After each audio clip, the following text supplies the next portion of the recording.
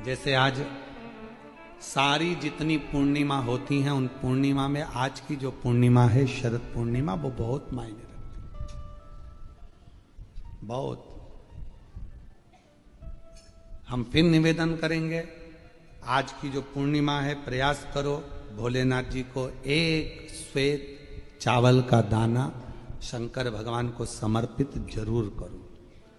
और रात्रि के समय पर जब चंद्र पूर्ण आनंद के साथ में हो, और यदि कोई शरीर में बहुत ज़्यादा कोई रोग ग्रसित हो गया है, कोई चर्म रोग हो गया है, कोई शरीर में कोई भयंकर रोग हो गया है, तो छोटी सी बेलपत्र शंकर भगवान पर चढ़ी हुई चंद्रमा की रोशनी में चंद्रमौलेश्वर महादेव का नाम लेकर औषधि के रूप में उसको चबा चबा कर खा लो चंद्रमा की रोशनी में। उससे वो औषधि का काम करेगी और तुम्हारे रोगों को समाप्त करेगी। चंद्रमौलेश्वर महादेव का स्मरण करो। कौन से महादेव? चंद्रमौलेश्वर। और चंद्रमौलेश्वर महादेव की चंद्रमौलेश्वर शिव उपासना ये बहुत। और आज तो सुंदर शरद पूर्णिमा है, बाबा की बड़े आनंदमय स्वरूप है। चंद्र की रोशनी में आप लोग तो खीर खाते ही हो, पर साथ में एक बेलपत्र का प्रयोग भी जरूर कर कर देखो, वो आपकी जिंदगी में ना जाने कितने रोगों को समाप्त कर देगा, कितने रोग। पर वो बेलपत्र छोटी लेना, ज्यादा बड़ी बेलपत्र नहीं लेना, छोटी सी बेलपत्र लो, शिव पर चढ़ी हुई श्री शिवाय नमस्तुभ्यम बोलकर चंद्र पूर्णता में जब हो, रात्रि के समय पर एक बेलपत्र चंद्रमौलेश्वर महादेव का नाम लेकर उसको चबा चबा कर खाओ। जिसको खाने पर मुंह में छाले हो जाते हैं या छार छार हो जाता है तो उसको पीस लो, पीस कर बाहर बैठकर गोली लेकर उसको पानी से निगल जाओ, पर उसको खाओ औषधि के रूप में। कहते हैं शरद पूर्णिमा की रात्रि की चंद्रमा की रोशनी एक ऐसी रोशनी होती है जिसमें जितनी औषधीय पौधे होते हैं उसमें एक बल उत्पन्न हो जाता है जो हमारे शरीर के सारे रोगों को समाप्त कर देता है, सारे।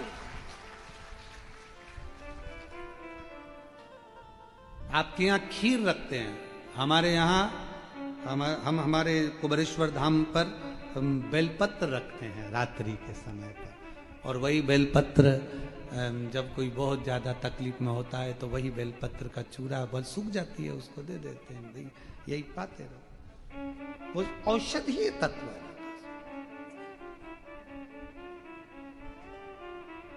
आप लोग छत पे खीर रखो, हम बेलपत्र रख देते हैं, अमृत इसमें, वो तो पहले से ही तो बेलपत्र और बलवान हो जावे और आनंदित हो। औषधि शिव तत्व है महाराज, भगवान शंकर की आराधना साधना अवश्य। महापुराण की कथा कहती है महाराज, पूर्णिमा का जो चंद्र है वो विशाल काय है, और उस चंद्र की पूर्णता में हमारी अभिलाषाएं भी पूर्ण हो। आप आस्था चैनल के माध्यम से जितने लोग कथा सुन रहे हैं, फेसबुक यूट्यूब पर जितने कथा सुन रहे हैं, और कुबेरेश्वर धाम में जितने कथा सुन रहे हैं, आप में से कितने लोग हैं जो पूर्णिमा का व्रत करते हैं? जो माताएं करती हो जरा हाथ उठाइए। पूर्णिमा का व्रत जो करती है, करते हो ना आप लोग? रखिए हाथ।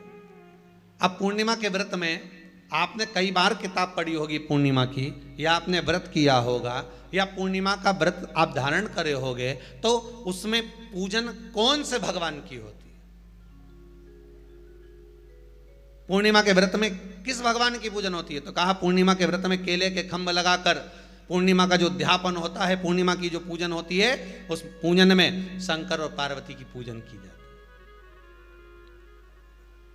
शिव और नारायण की पूजन करी जाती है, शंकर और पार्वती का स्मरण किया जाता है। किसकी पूजन होती है? शिव पार्वती।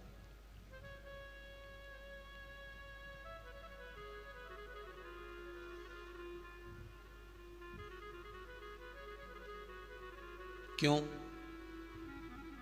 शंकर और पार्वती का पूजन क्यों करा जाता है पूर्णिमा के व्रत में? क्योंकि शिव और माता पार्वती ही केवल एक ऐसे हैं जिन्होंने अपूर्ण लक्ष्मी को भी पूर्ण बना दिया था। किसको पूर्ण बनाया है?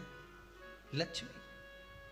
शरद पूर्णिमा के दिन अगर आप शंकर भगवान को एक लोटा पानी अगर शिव को समर्पित कर रहे हो, श्वेत पुष्प को रखकर शंकर जी के ऊपर सफेद फूल को चढ़ाकर अगर एक लोटा जल भी एक पात्र जल भी शंकर को समर्पित कर रहे हो, तो ये लक्ष्मी के लिए ही तो कर रहे हो।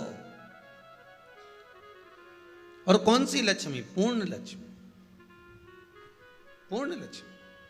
आपको पहले भी कथा में कहा, एक बार भगवान विष्णु के सामने लक्ष्मी मैया ने बहुत तेज स्वर में कह दिया था, नारायण, दुनिया के लोग आपका नाम जपते हैं, दुनिया के लोग नारायण नारायण कहते हैं, दुनिया के लोग आपका भजन करते हैं, पर सत्य मायने में कहूं ना तो मेरे बिना दुनिया के लोगों की नहीं चल सकती।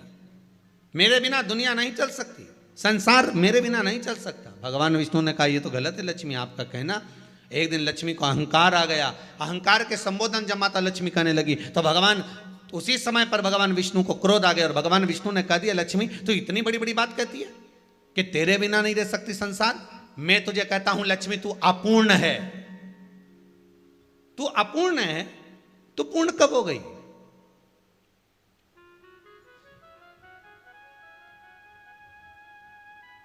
तेरी पूर्णता कहां हो गई? लक्ष्मी की आंख से आंसू बहने लगे। आज आपने मुझे अपूर्ण कहा है।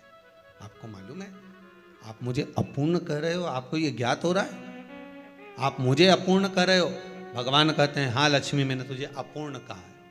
अपूर्णता का मतलब आप जानते हो ना? भगवान कहते हैं, लक्ष्मी मैं सब जानता हूं। लक्ष्मी रोती हुई माता सरस्वती के पास पहुंच गई। सरस्वती ने पूछा, क्या बात है लक्ष्मी, क्यों रो रही हो? लक्ष्मी जी ने कहा, क्या बताऊं सखी, मेरे पति ने आज मुझे अपूर्ण कह दिया है।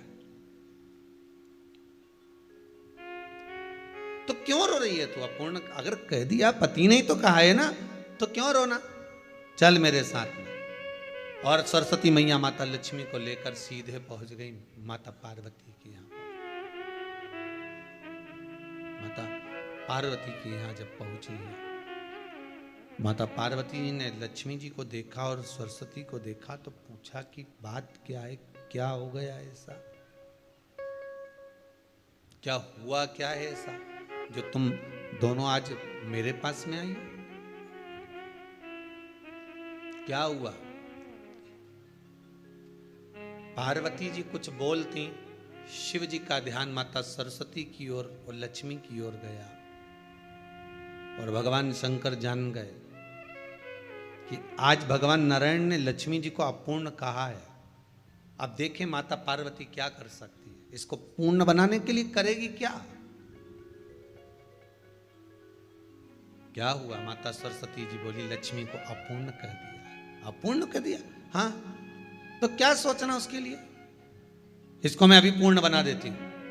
माता जगतजननी पार्वती ने गोदी में विराजमान गणेश जी को उठाया और उठाकर लक्ष्मी जी की गोद में दे दिया। ले लक्ष्मी। पर एक छाती ठोककर दिल से केवल एक भरोसा आप कर सकते हो और वो है देवाधिदेव महादेव पर भरोसा। वो कभी टूटता ही नहीं।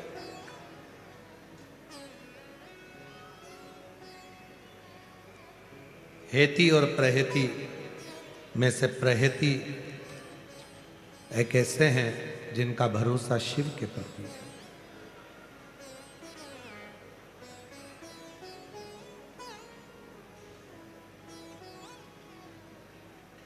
जैसे संध्या काल में लगाया गया दीप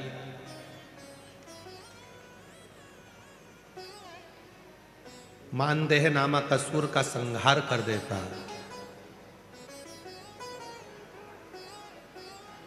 प्रतिदिन एक नियम बनाकर रखना चाहिए कि रोज शाम के समय पर अपने घर में प्रदोष काल के समय पर एक दीप जरूर लगाना चाहिए। और यदि बेलपत्र का वृक्ष है तो उस बेलपत्र के वृक्ष के सामने भी एक दीप अवश्य लगाना चाहिए।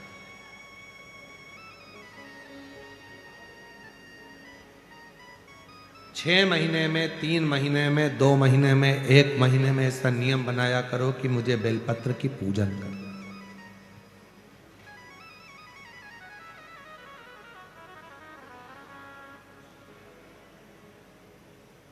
स्वयं माता लक्ष्मी जी ने भगवान नारायण को पाने के लिए बेलपत्र का पूजन किया।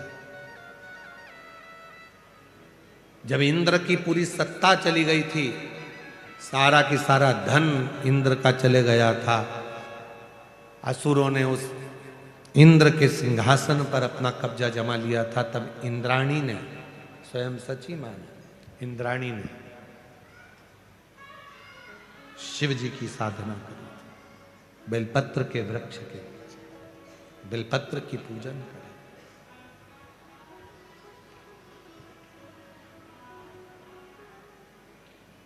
कभी दिल कर जाए तुम्हारा तो कभी महीने में, 1.5 महीने में, 2 महीने में बेलपत्र के पेड़ के नीचे जल लेकर बैठो। बेलपत्र के वृक्ष के नीचे दूध नहीं चढ़ाना, बेलपत्र के वृक्ष के नीचे दही नहीं चढ़ाना, शहद घी नहीं चढ़ाना। बेलपत्र के वृक्ष के नीचे जब आप बैठते हैं, बेलपत्र पूजन का एक विधान होता है कि जब हम बेलपत्र की पूजन करते हैं तो 2 कलश पानी के भरे हुए, एक अपने सीधे हाथ की ओर, एक उल्टे हाथ की ओर रखा जाता है। पूजन की थाली बीच में रखी जाती है। 2 बत्ती का, लंबी बत्ती का, 2 बत्ती लंबी घी की जलाई जाती है। लंबी बत्ती बेलपत्र के वृक्ष के नीचे 2 बत्ती लंबी जोड़ा बनाकर उसको जलाया जाता है।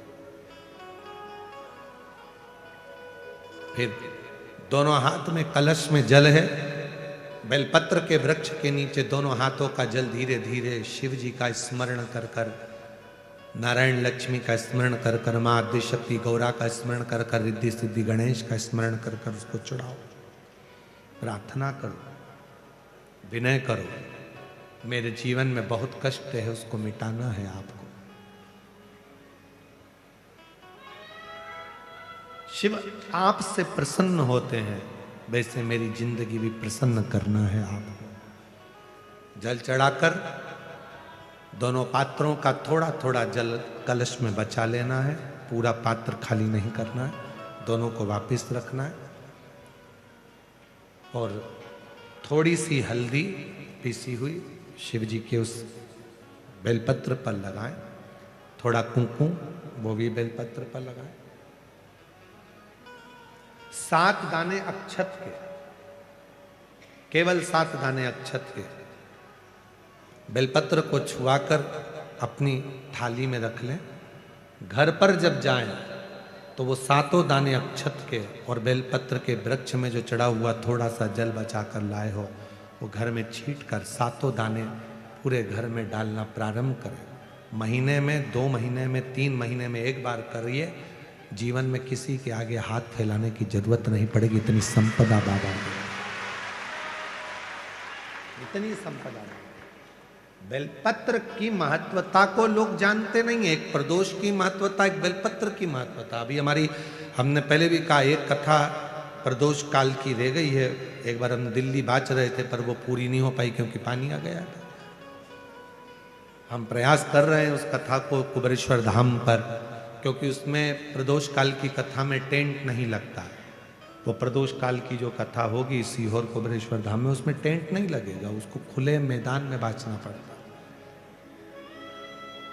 आप और हम सब खुले मैदान में बैठकर प्रदोष काल में उस कथा को सुनेंगे और उसमें प्रदोष की महत्वता को जानें। और हमारी तरफ से हम तो आज प्रकाश जी आपको भी, दीना भाभी जी आपको भी, दोनों को निमंत्रण दे रहे हैं। जब भी सीहोर में जब कथा हो प्रदोष काल की, तो एक दिन कम से कम आप लोग आकर उस कथा की पूजन आपको भी करना रहेगी। प्रदोष काल की कथा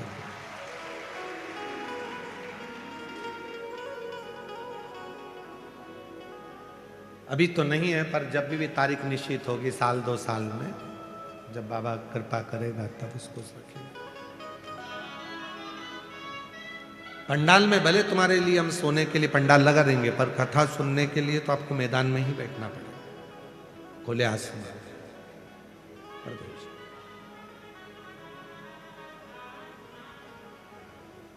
शिव तत्व को जान, बेलपत्र की महत्वता को जिसने जान लिया, आज लोग बेलपत्र को जान रहे हैं कि बेलपत्र खाने से शुगर, बीपी, थायराइड जैसी बीमारियां भी ठीक हो जाती हैं। उस बेलपत्र की महत्वता को जान। और फिर निवेदन है, आपके शरीर में कष्ट है तो बेलपत्र का सेवन करो। रोज रोज बेलपत्र वैसे ही नहीं खाना। कई बार बेलपत्र खाने से मुंह में छार छारपन आ जाता है, कई बार मुख का स्वाद भी कम हो जाता है बेलपत्र खाने से। तो निवेदन है, रोज रोज ना खाइए, जब जरूरत है। और जरूरी नहीं कि आप 3 पत्ती यहाँ से जो बेलपत्र दी जाती है, 7 दिन तक जो रोज एक बेलपत्र दी जाती है, वो तो खाने के लिए दी जाती है। पर समापन के दिन की बेलपत्र तो खाने की नहीं रहती, उसको तो ले जाकर लोग लाल कपड़े में बांध अपने घर में रख देते हैं तिजोरी में। आखिरी दिन की बेलपत्र तो वैसे भी तिजोरी का भंडार के लिए होती है। तो जो बेलपत्र होती है, जरूरी नहीं कि तुम पूरी बेलपत्र खाओगे तो दवाई असर करेगी। बेलपत्र का अग्रण्य भाग का थोड़ा सा पत्र भी यदि हम पा लेते हैं, उसको ग्रहण करते हैं, तो वो भी उतना असर करता है। और रोज खाने की जरूरत नहीं है। रोज अगर शिव मंदिर जा रहे हो, शिवालय जा रहे हो, शंकर जी के मंदिर जा रहे हो, देवालय जा रहे हो, तो बेलपत्र लाओ, वहां से मना नहीं है। उसको इकट्ठा करो, एकाग्रित कर कर सुखा लो। सुखाकर रोज शिव जी की चढ़ी हुई बेलपत्र को सुखाकर फिर उसका चूरा बना लो। जब तुम्हें लगे कि शुगर गड़बड़ हो रही है, बीपी गड़बड़ हो रहा है, थायराइड गड़बड़ हो रहा है, तो एक चुटकी उसमें से लेके निगल लो, पानी पी लो। बाबा की कृपा से आधा घंटा 1 घंटे में वो sugar, BP, thyroid sub level में आना प्रारंभ हो। उस बेलपत्र की महत्वता को जिसने जाना, कभी कुबेरेश्वर धाम जाओ तो कुबेरेश्वर बाबा के धाम पर जो 200-300 साल पुराना, जो 300 साल के ऊपर पुराना बट वृक्ष है, जहाँ बाबा बैठे हैं, बटकेश्वर महादेव, उसका दर्शन करो। उस पेड़ की छांव में बैठकर बाबा का मंत्र जाप करो। अभी अभी हमने थोड़ा सा उसको बंद कर दिया था, क्योंकि वहाँ बाबा के जोड़ा घूम रहा था तो वो शरीर पर चढ़ जाता था, इसलिए अब स्थान पर वहाँ जाना थोड़ा बंद कर दिया था, पर पुनः वापिस उसको खोल दिया। बेलपत्र की वाटिका है छोटी सी, उस बेलपत्र की वाटिका के पास में बैठकर भगवान शिव का नाम उच्चारण करो, नाम स्मरण। शिव भक्ति करो जहां तक हो सके, शंकर की अविरल भक्ति को धारण करो।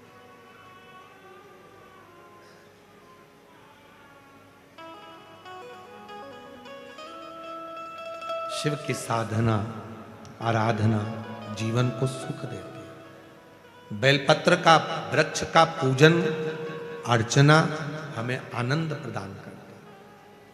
हेती और प्रहेती में से प्रहेती का विश्वास दृढ़ हो गया,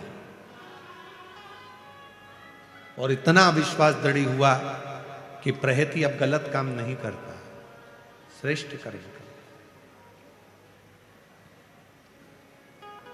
एक बार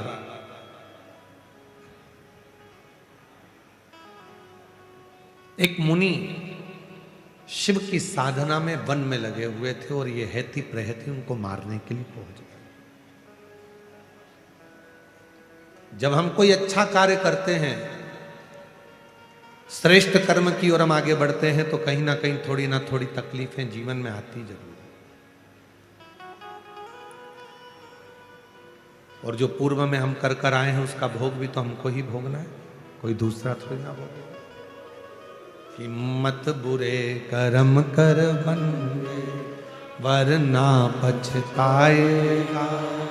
भगवान की आंखों से तू बच नहीं पाएगा, तू बच नहीं पाएगा। अरे ओ अज्ञानी मत कर, तेरे कर्म का फल भी तू ही पाएगा। जैसा किया तूने तेरे आगे आएगा। मत बुरे कर्म कर बंदे, वरना पछताएगा।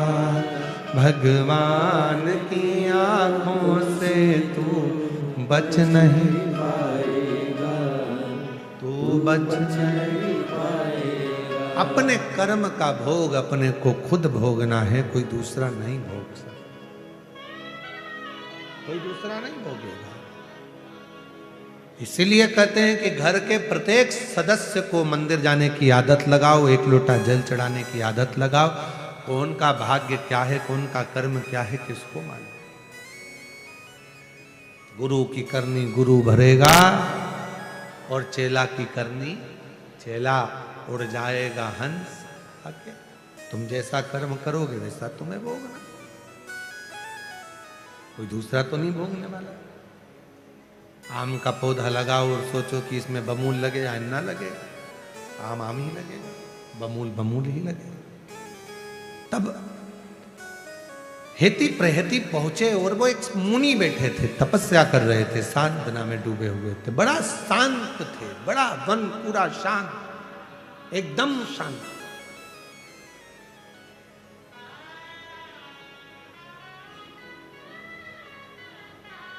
पहुंच गए हेती प्रहेती, पूछा। हेती प्रहेती ने पहले उनको भय दिखाया, हम तुम्हें खा जाएंगे। मुनि के नेत्र नहीं खुले। फिर भय दिखाया, हम तुम्हें खा जाएंगे। मुनि नेत्र नहीं खुले।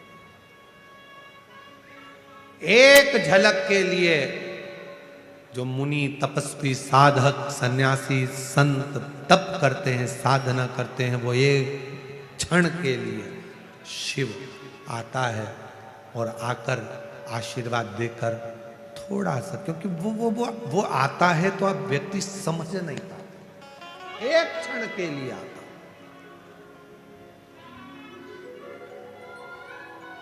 आया था कथा के चौथे दिन, एक क्षण के लिए आया था, एक क्षण। और वो आता है तो सब कुछ हिला देता है।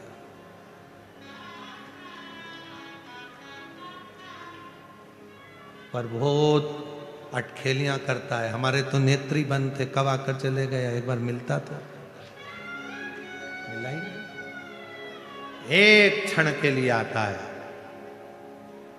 तुम घबराने में लग जाते हो और वो तुम्हें छूकर वर देकर चला जाता है, एक क्षण। किसी को लगा यहां से उठ गया, किसी को लगा टेंट उठ गया, कोई कहे वो उठ गया, कोई कहे वो आया, उसने अपनी उपस्थिति दर्ज कराई और चला गया। उसको पहचानना, उसको जानना बहुत कठिन, बहुत कठिन। कभी आता है, धूप बहुत तेज पड़ती है तो बादल की छाया कर कर चला जाता है, कथा सुन लो फिर मैं जाऊं। कभी आता है किसी रूप में, वो कोई भी रूप धर कर आएगा, उसको पहचानना कठिन है, बहुत।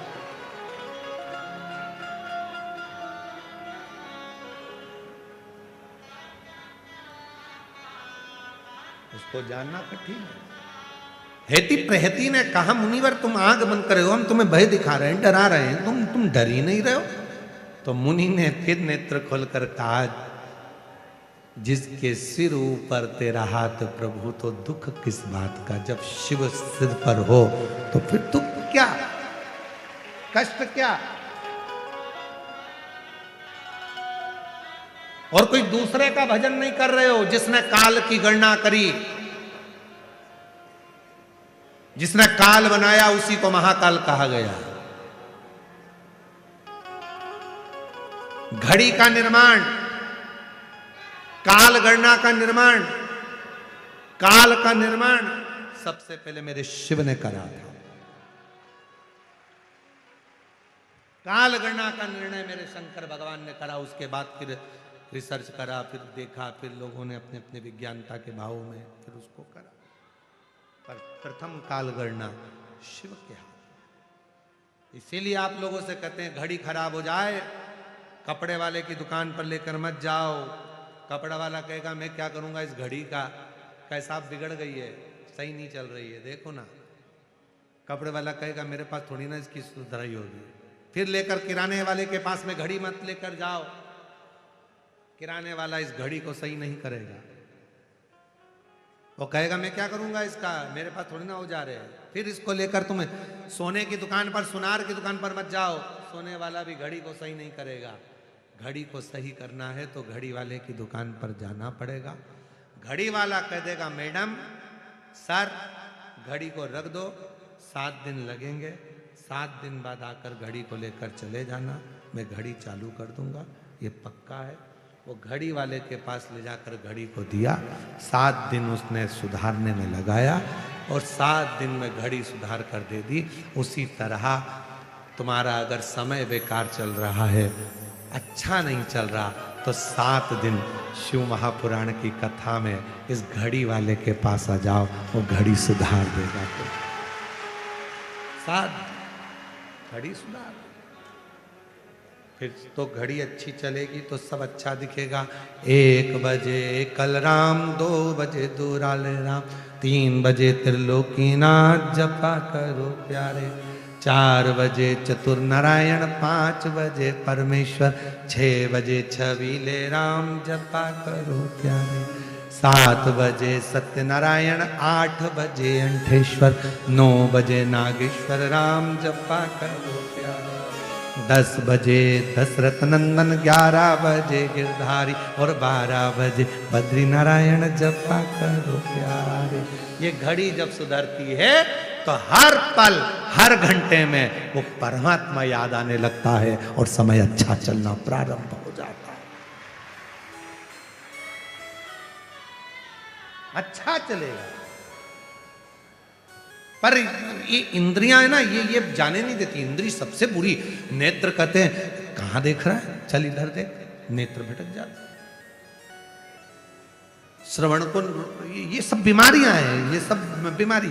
इन नैनों को रोग लगा है, रोज सिनेमा देखन का, और इन नैनों से दर्शन कर लो, सारे रोग मिट जाए। और इन कानों को रोग लगा है, रोज चुगलिया, कानों से शिव पुराण को सुन लो, और इस जिह्वा को रोग लगा है तेरी मेरी करने का, इस जिह्वा से श्री शिवाय नमस्तुभ्यम जप लो, सारे रोग मिटे। ये सब रोग की दवा है शंकर की कथा। हेती प्रहेती ने पूछा तुम्हें भय नहीं? अरे मेरे ऊपर जब शिव का हाथ है, स्वयं काल अधिपति महाकाल, जिसने काल बनाया, गणना करी, वो स्वयं मेरे साथ है, तो मेरे को क्या सोचना। घड़ी उसी को दो जो सुधार सके। अब तुम घड़ी लेके हर कहीं जा रहे हो। हम वहां गए थे, हमारा काम नहीं हुआ, हम वहां गए थे, हमारा काम नहीं हुआ। घड़ी की दुकान पर ले जाओगे तो सुधरेगी ना। तुम 10 जगह पे लेके जाओगे तो कोई सुधर रही है क्या? अब तुम अभी तक हम वहाँ भी गए, 2 अगरबत्ती ले गए, थोड़ा सा नारियल ले गए, थोड़ा सा गेहूं का दाना ले गए।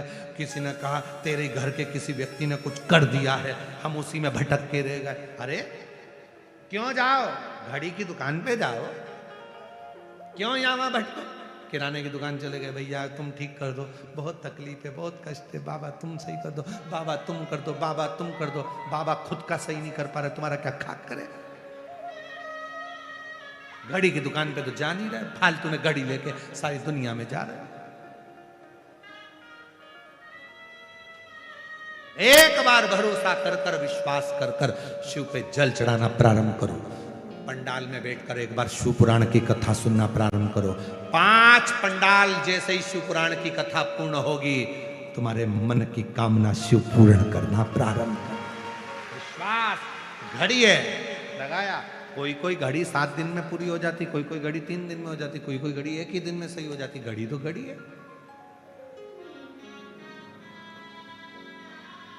एक यहाँ माता जी बैठी हैं, उनका पत्र हमने परसों के दिन पढ़ा था। पत्र ढूंढने में टाइम लगेगा, अगर वो बैठी हो तो खड़ी हो सकती है। एक माता जी बैठी जिसके लड़के की तबीयत बहुत ज्यादा खराब हो गई थी,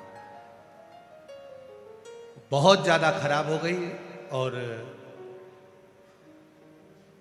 विचार करा करूं तो करूं क्या।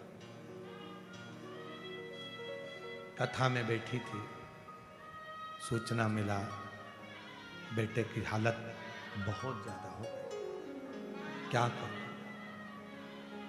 विनय करा, तीसरे दिन की कथा का प्रसंग है, बाबा से बाबा कुछ कर दे, कथा छूटे ना, मैं आई हूं वो घर है, छूटे ना, शाम को वापस ले आऊंगी, उसको प्रणाम कराऊंगी, पर तू उसको ठीक कर। सुना फोन आया है, बहुत हालत खराब, छोटा बच्चा। उसने पत्र में लिखा, लोगों को 3 महीने में देता है, मुझे 3 घंटे में मेरे बेटे की खबर आ गई कि ठीक हो गया। कहीं बैठी हो, अगर बच्चा आया हो साथ में तो खड़ी हो सकती है। 3 घंटे में खबर आ गई कि मेरा बेटा ठीक है। तो घड़ी कोई कोई की एक दिन में, कभी कभी वो सेल डालना हो तो तुरंत डाल देता है। अभी रुको साहब, मैं सेल डाल के देख लेता हूँ, सही चल जाए तो ठीक है। उसने घड़ी निकाली ने, पीछे की ढक्कन खोला, ढक्कन खोल के उसमें सेल फिट कराने चल गई। मैडम घड़ी तो चल रही है, सर घड़ी तो चालू है, बढ़िया चल रही है, बीच बीच में रुक क्यों जाती है। तो घड़ी वाले ने कहा इसका कांटा अड़ रहा है, तो थोड़ा सा कांटा ऊंचा करना पड़ेगा, वो अटक रहा है। कभी कभी जिंदगी ऐसी होती है, अटक अटक के चलती है, थोड़ा ठीक थोड़ा गड़बड़, थोड़ा ठीक थोड़ा गड़बड़। तो उसमें क्या करना चाहिए, तो कि कांटे को थोड़ा ऊंचा कर दो, मतलब अपने विचारों को ऊंचा कर लो, थोड़ी अपनी सोच ऊंची कर लो, समर्पण का भाव लेकर जाओ। अपना कांटा जब ऊपर होगा, अहंकार को नीचे दबाओ और विश्वास को बढ़ाकर कांटे को ऊंचा कर लो। घड़ी एकदम cling cling cling cling cling cling cling cling चलता रहा, अटक गई घड़ी तो कांटा फंस रहा, मतलब तुम अहंकार में फंसे हुए हो, अभिमान में फंसे हुए, तुम और मेरे में फंसे हुए हो, चल नहीं रही।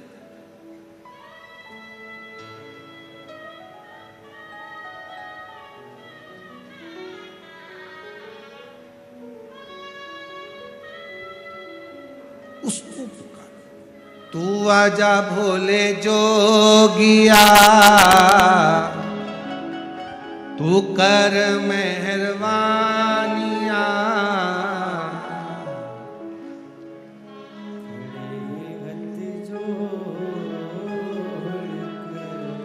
भोले जी तेरे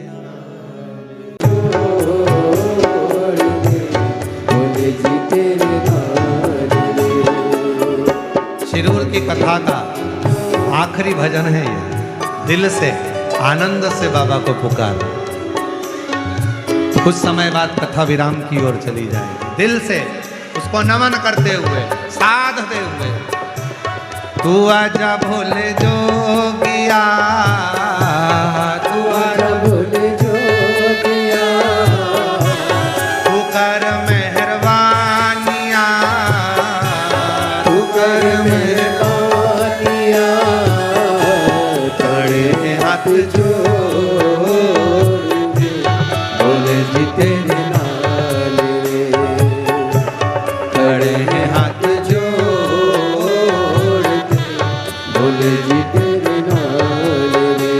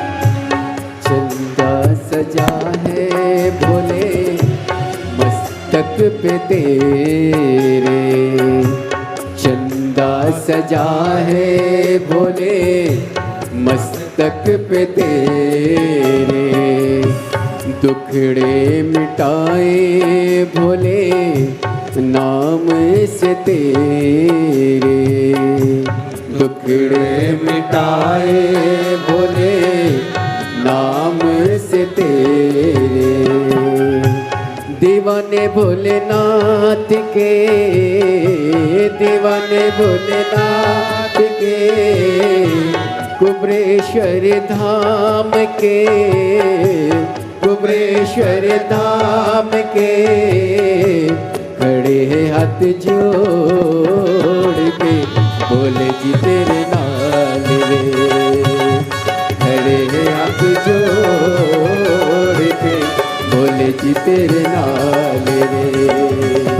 तू आजा भोले जोगिया, तू कर मेहरबानिया, तू आजा भोले जोगिया, तू कर मेहरबानिया, खड़े हाथ जोड़ के बोले जी तेरे नाल रे, खड़े हाथ जोड़ के बोले जी तेरे नाल रे, खड़े हाथ जोड़ के बोले जी तेरे नाल रे। तू आजा भोले जोगिया,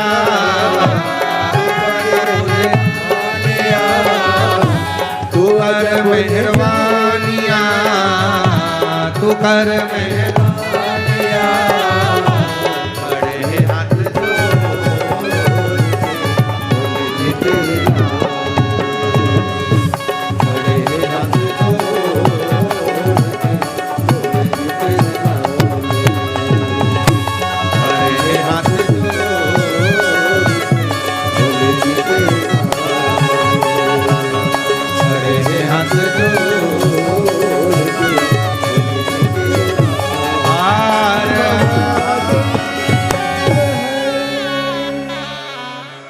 अपने स्थान पर बैठकर बाबा को अपने मन का भाव कहिए। आज कथा का विराम दिवस है, कुछ देर में कथा विराम की ओर जाएगी। बाबा को अपने मन का भाव कहने का ये शिरूर वालों को एक मौका और मिला है। दिल से बाबा को अपना मन का भाव कहो और हृदय से बाबा को विनय करो। जहाँ जगह मिले वहाँ बैठकर दिल से कहकर जाना, बाबा जल्दी और बुलाना, खूब कृपा कर। साथ में बोलिएगा, निवेदन करिएगा। ये कथा आज 2 मार्च को 2026 विराम की ओर जा रही है। 10 मार्च से 16 मार्च भुसावल महाराष्ट्र 2 बजे से 5 बजे तक कथा रहेगी। आप और हम श्रवण करेंगे। हृदय से बाबा को निवेदन करें।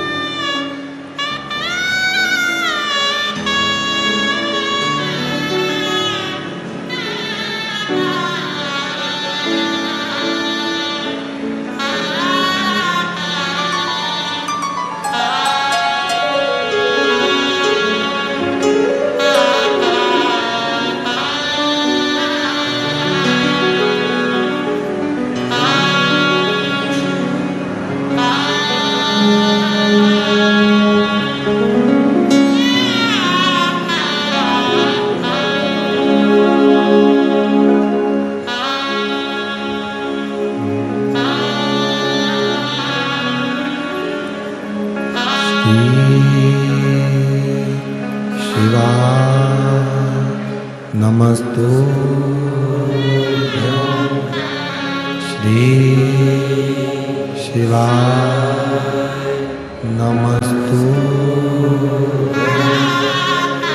श्री शिवा नमस्तु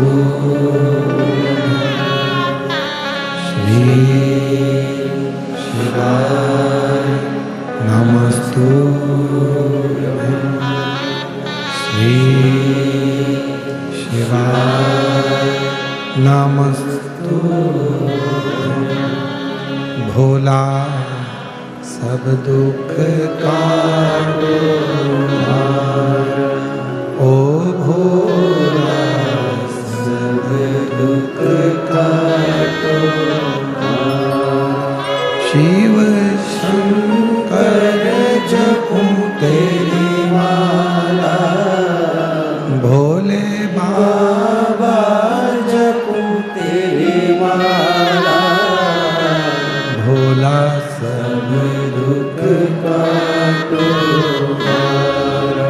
ओ भोला सब दुख काटो हमारा। वेश मंगल मंगलकारी, वेश मंगल मंगलकारी, शमशान वासी हमारा, शमशान वासी हमारा। ओ भोला सब दुख काटो हमारा। ओ भोला सब दुख काटो हमारा।